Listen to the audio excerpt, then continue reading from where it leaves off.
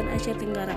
ASEAN berdiri pada tanggal 8 Agustus 1967 ditandai dengan penandatanganan Deklarasi Bangkok oleh negara Indonesia, Malaysia, Filipina di Singapura, Thailand. Aktivitas ASEAN: 1. Pertemuan para kepala pemerintahan. 2. Sidang para menteri ekonomi. 4. Sidang para menteri non-ekonomi. 5. Standing Komite. 6. Komite ASEAN. 2. Peran Indonesia dalam perkembangan ASEAN, yaitu Indonesia berupaya membantu pihak-pihak yang bersengketa dalam upaya kasus Indolina atau Indochina antar Vietnam dan Kamboja. 2. Indonesia sebagai penyelenggara KTT pertama di Bali 23-24 Februari 1976. Indonesia ditunjuk menjadi sekretaris tempat ASEAN.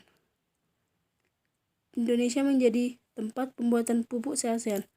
C. Kerjasama negara-negara di kawasan Utara Selatan. Tujuan Forum Kerjasama Utara Selatan adalah: 1. Mengharmoniskan hubungan antara negara-negara industri dengan negara-negara yang sedang berkembang, mengikut sertakan partisipasi negara-negara berkembang dalam tatanan dan hubungan ekonomi internasional, untuk membagi keuntungan secara adil dan hasil perdagangan internasional. D. Masalah Palestina. Masalah Palestina adalah persoalan perebutan daerah Palestina antara bangsa Yahudi dan bangsa Arab. Tujuan gerakan Zionisme yaitu mempersatukan semua orang Yahudi di seluruh dunia menjadi satu bangsa. 2. Menuntut Palestina sebagai tanah air bangsa Yahudi.